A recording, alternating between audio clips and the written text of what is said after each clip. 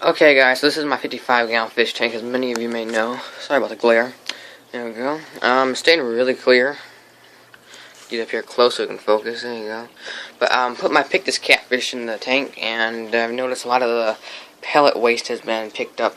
So I think he might be hoping to eat the leftover food and stuff, which is pretty good. Yeah, I have the Marineland 350, the Penguin 30. I mean, not Penguin, but the Aquarium Quiet Flow 30 and 200 gallons per hour. And the Marineland 50, 200 gallons per hour, so 350 gallons per hour, 200 gallons per hour, and 200 gallons per hour for a total of 750 gallons per hour. So that's pretty good. Just so you know, the two Penguin filters do not have the bio wheels in them. Yeah, whatever. But yeah, so this is my tank. It's pretty bare because these guys are so big that they take up a lot of the space for swimming. And any caves that I could fit in there that they would be able to use would be like enormous, and they would take up like half the size of the tank. So I just have a couple plants in there and a rock in the middle, so you can look at something besides just the fish, and also so the catfish can go in there and hide if they want to. Like the pictus is back there behind the plants. So yeah, the one wave maker over here, 500 gallons per hour, just a small one. It just shoots it across the front, and this one shoots it back. Just like I think it's like a 100-gallon water pump or something like that. It's broke. The nozzles broke off where the hose would attach right here. As you can see, it's not there, and so it just pushes it back. So kind of gives us some under the water circulation down at the bottom, and the filters at the top give it the surface agitation. I have to clean out these filters every time I clean out the tank, which you're like, oh yeah, we have to change the filter pads. No, that's not what I mean. I have to change the filter pads. I take the filters apart and scrub them out, and people are like, oh my god, why do you do that? You have to the bacteria and everything.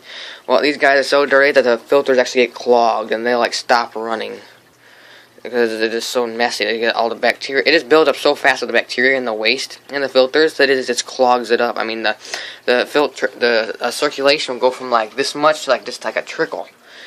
So say what you want, but my fish are still alive, the tank's clear, and it's clean, so that's just my method of doing it, so.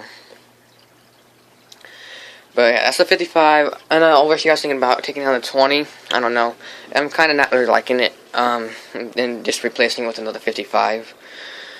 I was going to give these guys a 55 anyways. I was going to give them that 55 and upgrade those guys, but a 55 is a lot cheaper than a 75 because Petco's had a $1 per gallon sale.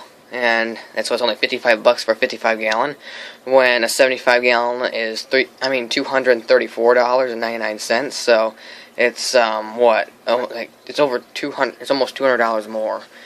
So yeah, and I can easily afford a 55-gallon for $55 right now. I mean, and like a lot of people go out and like they say, like kids especially, they'll like say, or like teenagers or whatever, they'll like say, oh yeah, I'm going to go out and buy this, but usually it's like their parents paying. Well, I actually pay for this stuff. I pay for everything, so yeah. But I need to get an algae. I took this little toothbrush that I use for cleaning out my filter, scrubbing out the gunk in them, and scrubbing off the artificial plants. I took it and I was real careful, and I cleaned out the Nubius Nano. You're like, oh, well, that leaf right there is ripped. I don't know what did that, and it was a couple days ago that happened. I was gonna say a snail did it, but I don't think snails could do that. Maybe the bluegill or something bit it or something, because I noticed that little convict back there is a little messed up. So maybe they're fighting over her eggs being back there. I can't believe she laid eggs and she's that small. I mean, look at her. That's my finger compared to her. I mean, she's not even an inch long and she laid eggs. I don't know if they'll amount to anything though. I don't know. The male doesn't show too much interest in them, so I don't know if he fertilized them. I guess what I should say. But yeah, so I don't know what's gonna go on there. This will be the third day, I believe. So I don't think there's anything gonna amount out of them because I haven't seen no changes in them. I think it takes like anywhere from like 3 to 5 days, though, I believe. It could be longer, it could be shorter, I don't know. But this is day 3, and I don't see anything amounting from them, so I don't think they're going to do anything. But, I don't know, keep an eye on them still. I need to get a different filter if I'm going to keep this tank up and running, though.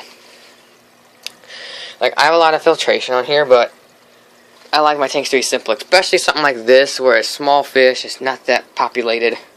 I mean, versus that tank. I can understand why that tank would have to be dirty and have to be cleaned constantly. Because there's a lot of big fish and there's a lot of fish in there. I was like, what?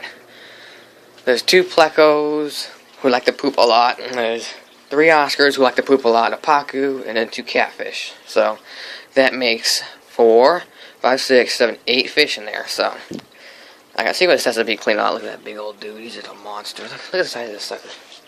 You're like, oh, he's not that big. I've seen a lot bigger Oscars and bigger tanks. Well, they're in bigger tanks. And also, this dude, he is, what? He's like, what, 9 months old, I think? I got him back in October, and he's July now. I don't know. I don't feel like doing the math. It's like 9 months around in there. Maybe a little more, maybe a little less. But I was going to say roughly 9 months, because I don't feel like doing it in my head. But yeah, so thanks for watching. Don't forget to subscribe and check out my other YouTube videos. There's my cat Oreo. He's always in the videos. I mean, a little 10-gallon. I don't know what I'm gonna do with that. I might just end up selling it.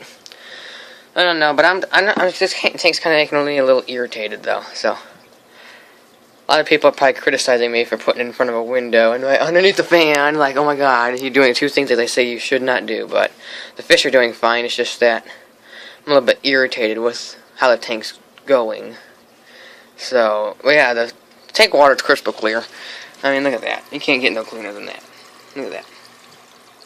I don't know what's up with this plant, though. It's like getting rotting or something.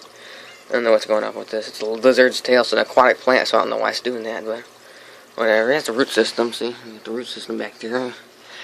But yeah, it's my little female convict right there. Over here, my cord catfish, kind of not loving life that much because they're getting bullied around. This guy chases them over into the caves, and then they'll chase them out of the caves and put them in the corner. So a little bit irritated, but I mean, if they stay away from the convicts and the bluegill, they're usually fine. So yeah, that's my cord catfish. So thanks for watching, guys. Don't forget to subscribe and check out my other YouTube videos, though. So thanks for watching. Adios.